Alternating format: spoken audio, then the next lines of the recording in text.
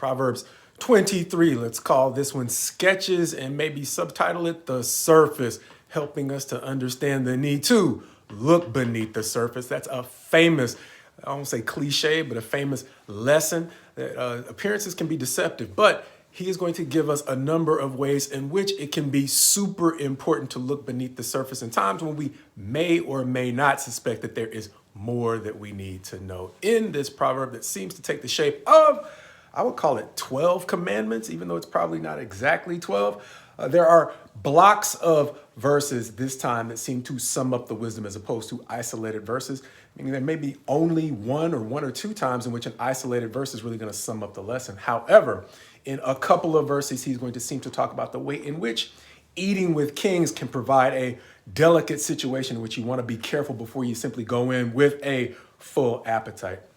Beyond that, he's going to go back to a familiar lesson in another set of verses that talk about the danger in toiling for money without a larger view of what goes beyond simply chasing dollars. As he's going to go on to talk about the way in which you also want to be careful in the way that you take gifts from a stingy person, needing to know a character assessment of the person you are in relationship with before you are eager to take things that might seem free. As he's going to go on to talk about the way in which you have to be careful in sharing wisdom with the foolish, because it can actually breed resentment instead of appreciation for words, even if the words you're offering are accurate.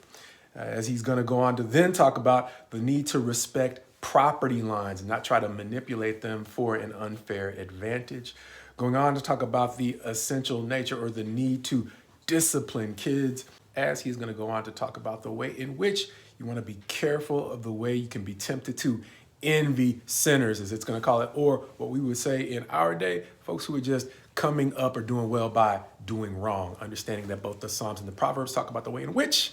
that kind of success is on the clock, and once it runs out, you probably don't want to be around for the consequences. As he is going to then go on to talk about the importance of making sure you maintain healthy company, being especially careful not to get wrapped up in spending a whole lot of time around those who are overindulgent in drink and even at times food as well. As he is then going to go on to talk about the need to buy the truth. And if you're going to sell anything, don't sell that. As he's simply going to say, buy the truth and sell it not. As moving toward the end of the chapter, he is going to talk about the things that truly make mom and dad glad. And success might be one, but success in righteousness is something that has more staying power than mere success alone. As the final two sections that I saw are going to once again warn about the dangers of the adulteress and the prostitute or the wayward woman, going back to the earlier Proverbs. And the final section is going to go back or circle back to talk about